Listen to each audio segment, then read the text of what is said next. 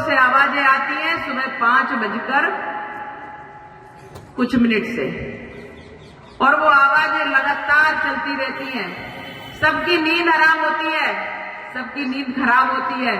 कुछ लोगों पेशेंट भी होते हैं, उनकी भी बीपी बढ़ते हैं।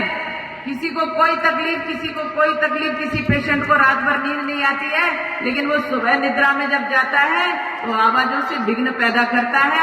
वो जबरदस्ती के माइक हमारे कानों में गूंजते हैं और वो देते हैं, और जब हम माइक लगा लेते हैं तो विधर्मियों को बड़ी पीड़ा होती है और कहते हैं कि हम किसी और इबादत का कोई शब्द नहीं सुन सकते, क्योंकि ये हमारे धर्म में,